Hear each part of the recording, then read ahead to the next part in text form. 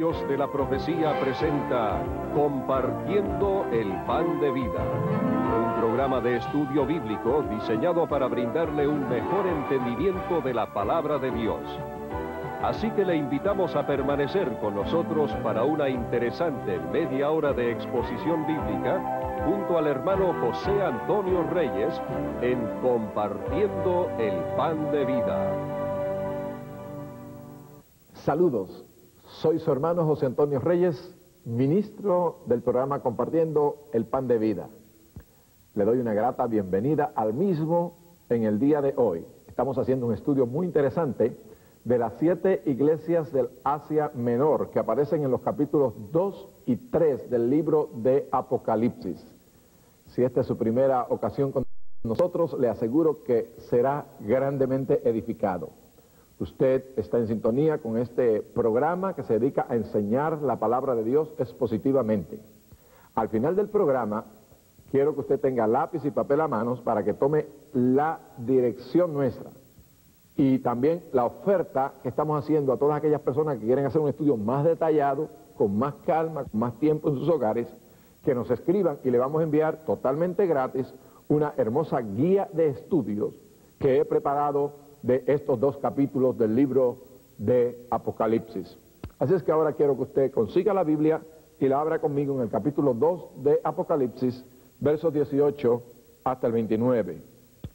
Y escribe al ángel de la iglesia en Tiatira: el Hijo de Dios, el que tiene ojos como llama de fuego y pies semejantes al bronce bruñido, dice esto: yo conozco tus obras y amor y fe y servicio y tu paciencia, y que tus obras postreras son más que las primeras, pero tengo unas pocas cosas contra ti, que toleras que esa mujer Jezabel, que se dice profetiza, enseñe y seduzca a mis siervos a fornicar y a comer cosas sacrificadas a los ídolos. Y le he dado tiempo para que se arrepienta, pero no quiere arrepentirse de su fornicación. He aquí yo la arrojo en cama y en gran tribulación a los que con ella adulteran, si no se arrepienten de las obras de ella. Y a sus hijos heriré de muerte, y todas las iglesias sabrán que yo soy el que escudriña la mente y el corazón, y os daré a cada uno según vuestras obras. Pero a vosotros, a los demás que están en Tiatira, a cuantos no tienen esa doctrina y no han conocido lo que ellos llaman las profundidades de Satanás, yo os digo, no os impondré otra carga, pero la que tenéis, retenedla hasta que yo venga. Al que venciere y guardare mis obras hasta el fin, yo le daré autoridad sobre las naciones, y las regirá con vara de hierro, y serán quebrantadas como vaso de alfarero, como yo también la he recibido de mi Padre. Y le daré la estrella de la mañana. El que tiene oído, oiga lo que el Espíritu dice a las iglesias. La iglesia de Tiatira la hemos llamado la iglesia que entra en la oscuridad. ¿Por qué? Porque esta iglesia operó en el periodo histórico del año 590 hasta el año 1517. En el año 590 se contamina totalmente la iglesia del Señor, y hasta el 1517, cuando hay otro periodo especial de la iglesia que vamos a estar estudiando en este estudio. Bueno, este estudio, volvemos a repasar, está compuesto de 7 iglesias locales que representan a la iglesia del Señor a través de todos los tiempos. El número 7 es muy especial, en el libro de Apocalipsis aparece 54 ocasiones. También cada mensaje está dividido en 7 partes. La primera parte, localización geográfica de la iglesia.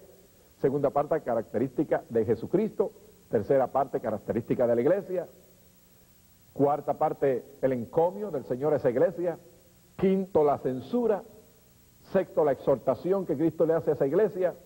Y séptimo, una promesa que el Señor le da. Así que vamos a la primera parte de este estudio, donde vamos a estudiar la localización geográfica de la iglesia de Tiatira.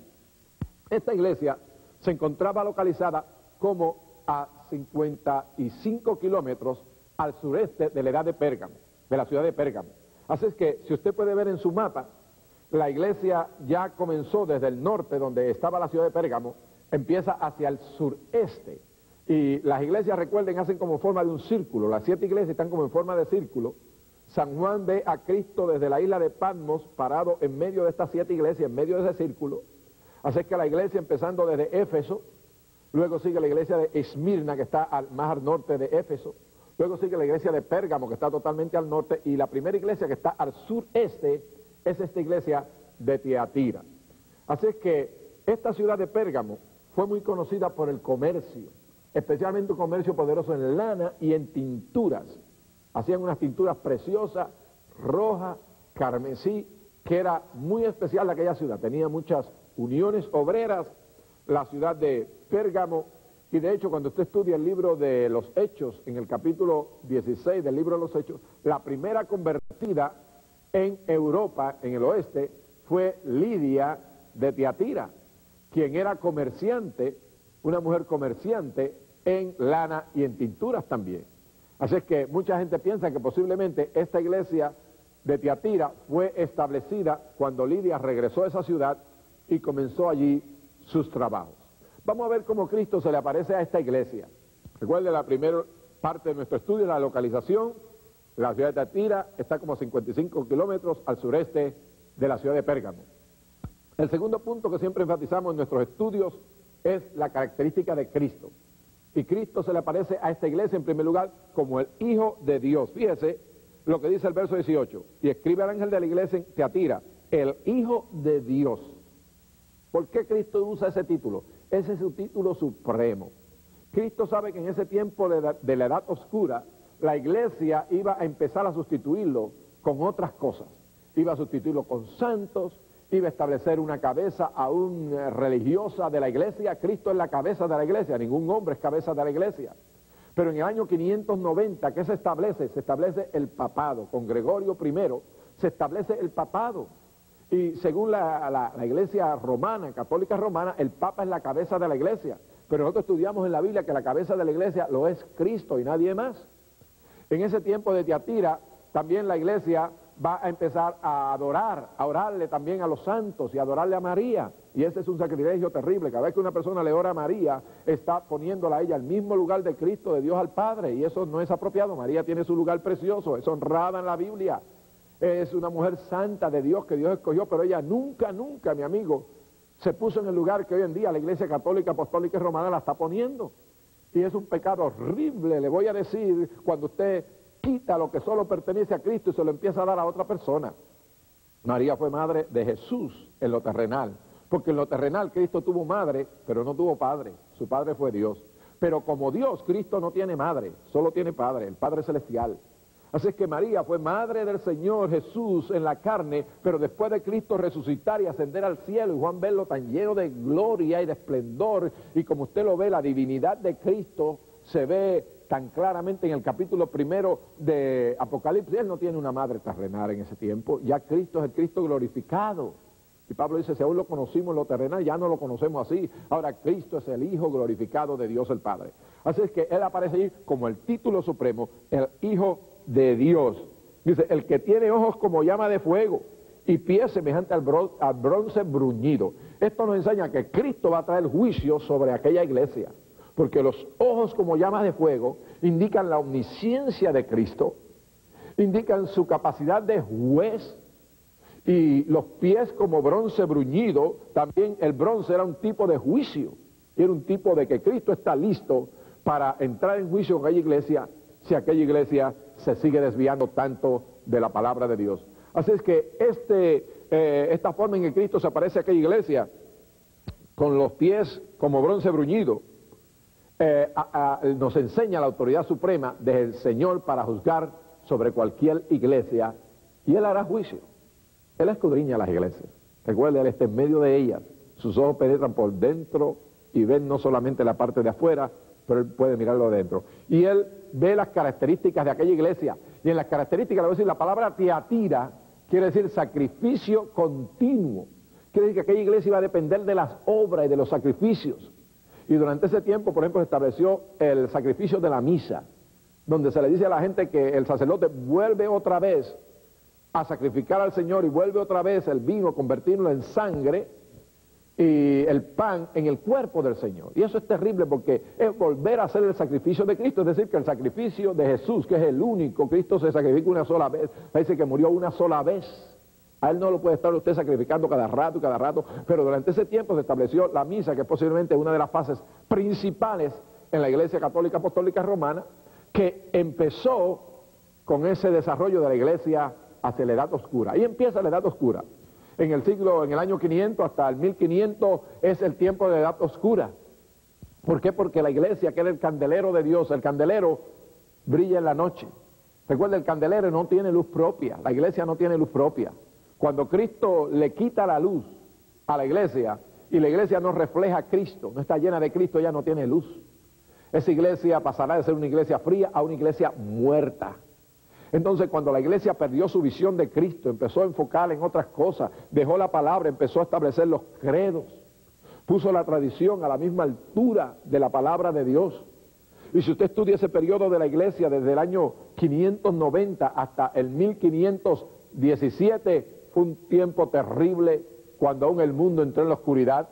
No se hicieron inventos, porque la iglesia se subió al trono, aunque Roma como imperio cayó en el año 476 de la era cristiana, cayó el imperio romano, pero el papado, el Vaticano, que nació cuando la iglesia se casó con el mundo. Recuerde que Pérgamo quiere decir matrimonio, ¿entre quién? Entre la iglesia y el paganismo. El viejo paganismo se unió con la señorita iglesia. Esta le fue infiel a Cristo. Y de ese matrimonio, ¿qué nació? Nació la iglesia que se convirtió en el Vaticano, la iglesia de Roma, lamentablemente. Y de ese tiempo en adelante la iglesia se desvió del Señor. La iglesia antes todas eran iguales, no había una iglesia especial a las otras. La iglesia de Éfeso, una iglesia muy poderosa, pero ella no era especial de la iglesia de Jerusalén, ni de la iglesia de Antioquía, ni de la iglesia de Roma. Pero ¿qué pasó? Constantino, como él estaba en Roma, pues él estableció el obispo de Roma como el obispo principal. Y el primer concilio, el concilio de Nicea, que se celebró en el año 325 de la era cristiana, ¿sabe usted que no lo dirigió un obispo de la iglesia o un anciano de la iglesia, sino que fue dirigido por el mismo Constantino? Porque Constantino se llamó entonces el pontífice, el sumo pontífice de la iglesia. Y al obispo de la iglesia le dio el poderío en Roma a ser superior a todos los demás obispos. Y en la iglesia del Señor, la Biblia siempre nos habla de los obispos o los pastores, todos en el mismo nivel, ninguno superior a otro. Eso de arzobispo y de cardenal y de tantas cosas que se inventó la iglesia en ese tiempo de la edad oscura, amigo, es totalmente contrario a la palabra del Señor. Y Cristo llama a aquella iglesia, y cuando le va a hacer un encomio, el Señor mira las cosas buenas que tenía aquella iglesia. En el verso 19 le dice: yo conozco tus obras y amor y fe y servicio. Qué bonito, Cristo siempre busca las cosas buenas. Y la iglesia quedó con amor, fe y servicio en ese tiempo. Ella le servía a los pobres, y esto no hay duda, la iglesia romana también tiene servicio a los pobres, a los necesitados, y esas tres características: yo conozco tus obras, amor y fe y servicio, es en la relación de la iglesia con Dios. Y también obras de servicio hacia la iglesia, pero tengo, dice, y paciencia, y que tus obras postreras son más que las primeras. Y el Señor dice que aquella iglesia está llena de obras también hermosas para servirle a los santos. Obras y más obras. Fíjese, conozco tus obras, amor y paciencia, luego servicio y paciencia, y que tus obras postreras son más que las primeras. Ve que mucha obra hay en la iglesia, porque en ese tiempo la iglesia, en vez de ser salva por la gracia, empezó a establecer las obras. Ahí se establecieron muchas obras prácticas para el hombre ser salvo fuera de la fe en Jesucristo. Amigo, la doctrina bíblica que nos aparece cuando el apóstol escribe a la iglesia en Roma es que el hombre es salvo, justificado pues por la fe, tenemos paz para con Dios por medio de nuestro Señor Jesucristo. Así que aquella iglesia tiene servicio. Debajo de aquella aparente religiosidad que tenía la iglesia, se encontraba una terrible enfermedad. Había un cáncer. ¿Se recuerda? La iglesia de Éfeso tenía enfermedad de corazón. Bueno, la iglesia de Tiatira tiene un cáncer. Y fíjese lo que el Señor le dice a aquella iglesia: pero tengo unas pocas cosas contra ti, que toleras que esa mujer Jezabel, que se dice el profetiza, enseñe y seduzca a mis siervos a fornicar y a cometer cosas sacrificadas a los ídolos. El enemigo derrotó a la iglesia en la fase moral también.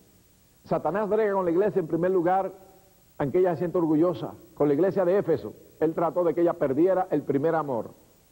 Se hizo tan ortodoxa, y es bonito tener doctrina, pero hay que balancearla con amor.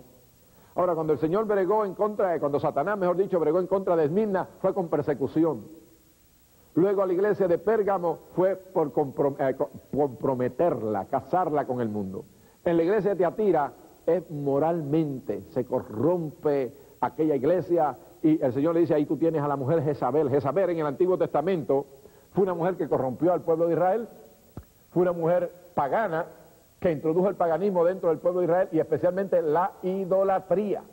El pecado de idolatría es terrible porque toma a las criaturas y la adora en lugar del Salvador, del Señor. Y durante este tiempo del año 590 hasta el año 1517, la iglesia se dedica a la idolatría entra en la iglesia. La palabra fornicación y adulterio quiere decir infidelidad. Y la iglesia se hizo infiel a su novio celestial. La conducta exterior muchas veces puede ser excelente, pero Dios mira más que esa conducta. Y entonces el Señor le hace esa censura tremenda a la iglesia. Le dice, toleras a esa mujer Jezabel, según usted la ve en el verso 10, y tiene las profundidades de Satanás. En el verso 24 dice, pero a vosotros y a los demás que están en Tiatira, a cuantos no tienen esa doctrina y no han conocido lo que ellos llaman la profundidad de Satanás, yo digo, no se impondré otra carga.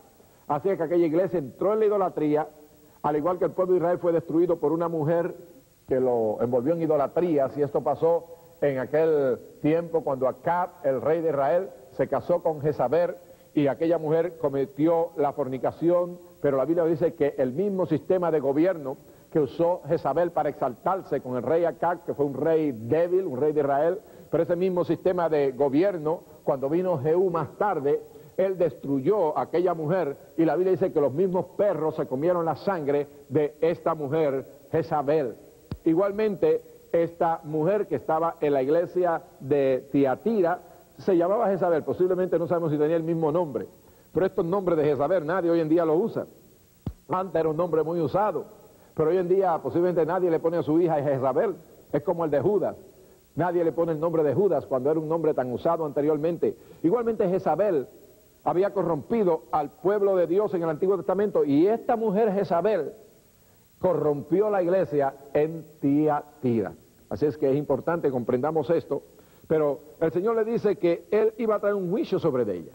Vamos a ver lo que ocurre allí, la exhortación que el Señor le da a aquella iglesia, los versículos 21 al 25. Y le he dado tiempo para que se arrepienta, pero no quiere arrepentirse de su fornicación.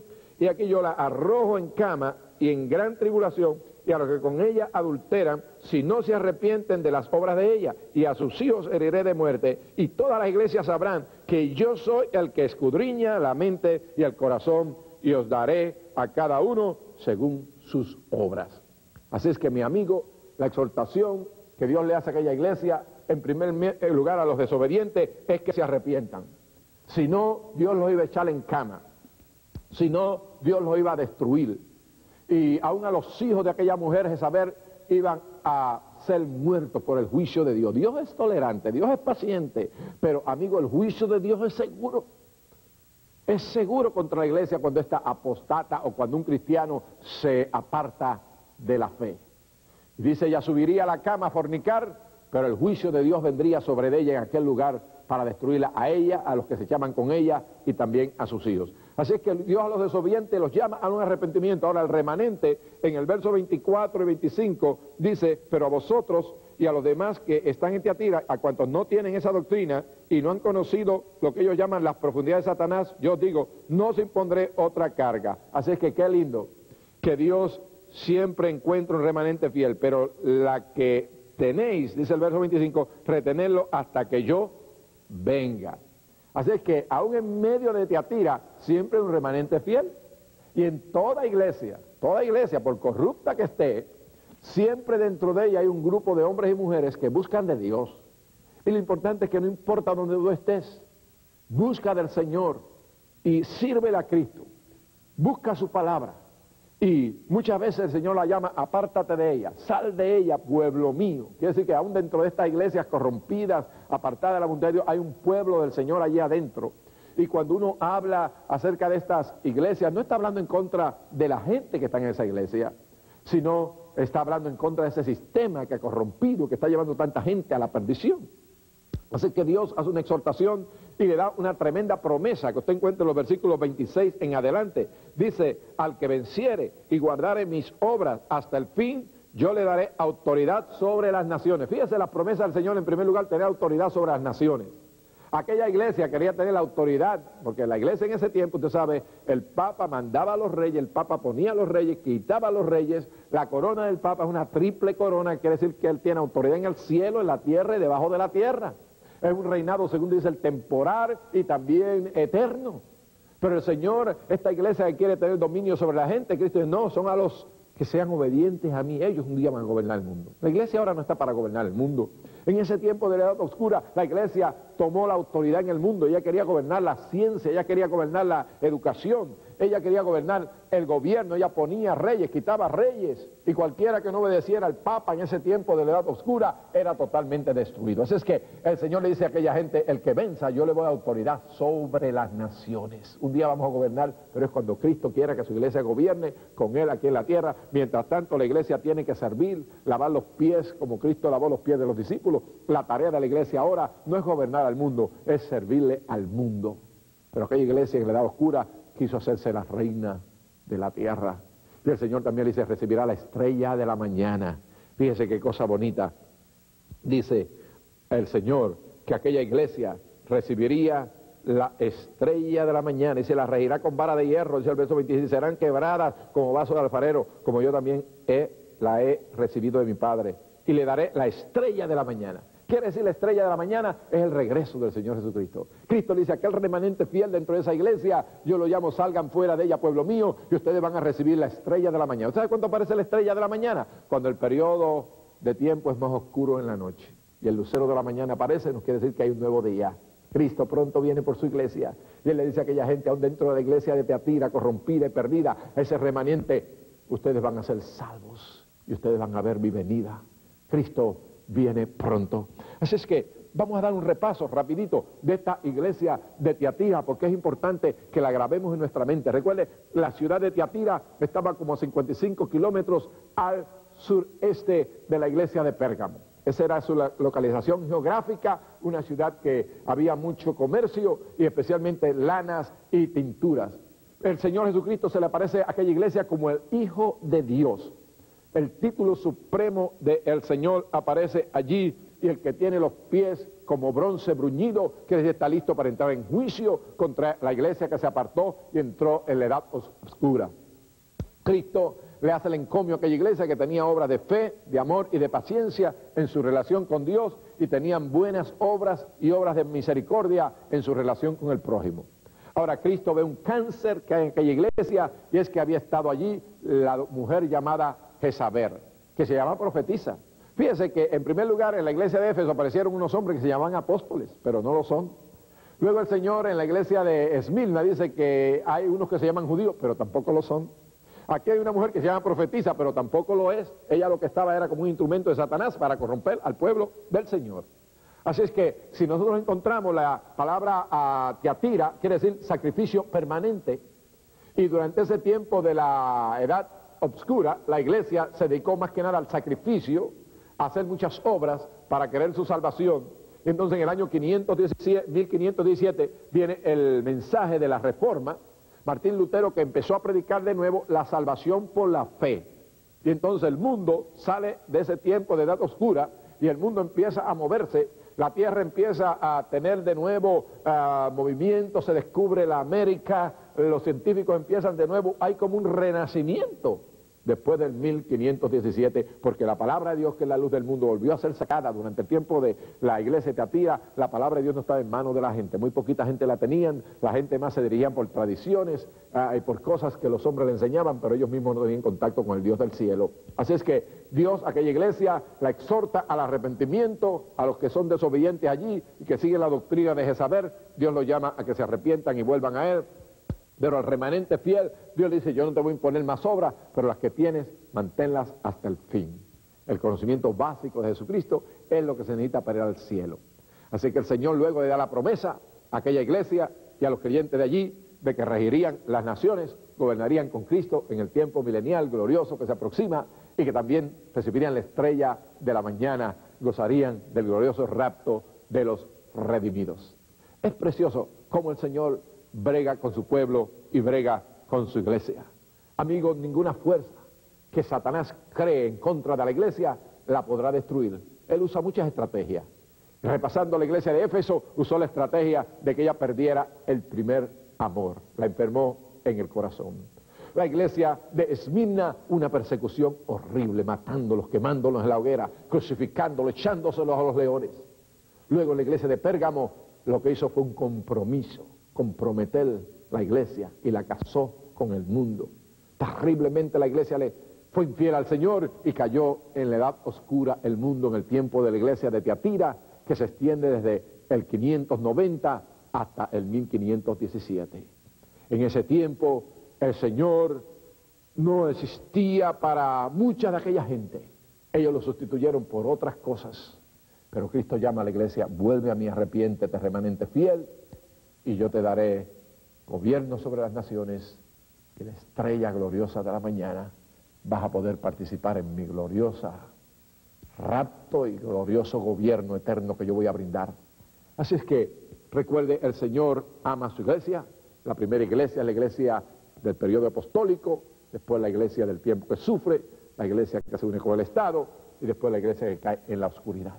El Señor nos ama y nos llama a que le sirvamos.